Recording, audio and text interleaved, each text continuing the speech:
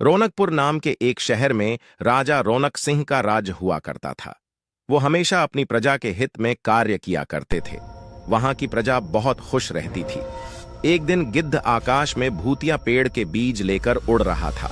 जैसे ही गिद्ध रौनकपुर पहुंचा तो उसके मुंह से एकदम बीज रौनकपुर के बीचों बीच गिर गया। बीज भूतिया था, इसलिए अगले ही दिन वो पौधा बन गया।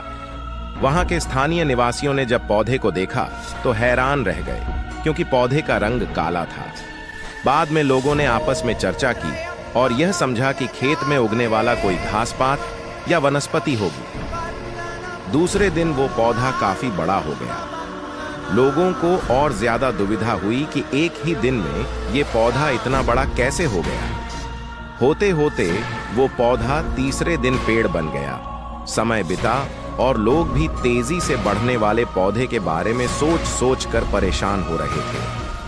वो इस मामले को राजा के पास लेकर गए। ऐसे जादुई पौधे का पता चलते ही राजा तुरंत उस जगह पर पहुंच गए।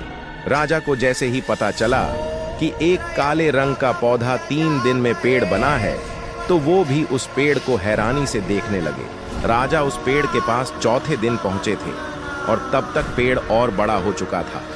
वो इतनी तेजी से फैला था कि किसी को यकीन ही नहीं हो रहा था। राजा समझ गए थे कि का रंग काला है, इसमें जरूर कुछ जादू टोना होगा।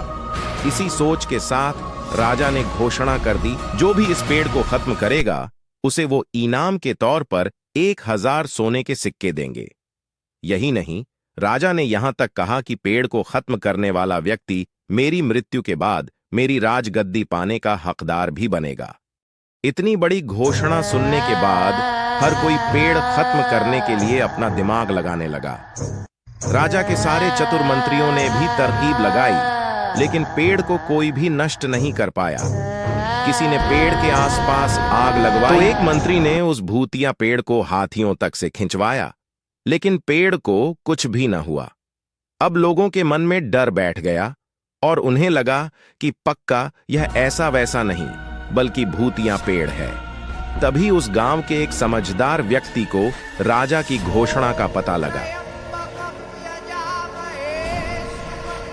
समझदार व्यक्ति ने जवाब दिया, हाँ गुरुजी, सब उससे परेशान हैं। गुरुजी ने बताया कि उसे खत्म करने का एक ही तरीका है।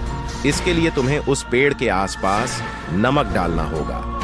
इस तरकीब के बारे में जानते ही वो व्यक्ति तेजी से राजा के पास गया और कहा कि इस पेड़ के आसपास आपको नमक डलवाना होगा।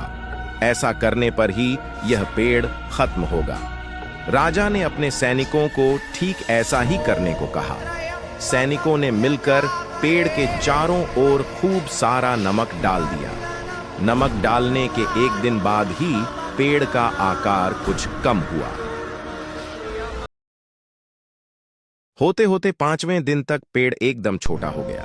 उसके बाद गलकर वो गायब ही हो गया। उस व्यक्ति की तरकीब काम कर गई और राजा ने खुश होकर उसे इनाम की 1000 सोने की मोहर पहले दी। उसके बाद एक पत्र दिया जिसमें लिखा था कि वो राजा के मरने के बाद उनकी गद्दी को संभालेगा।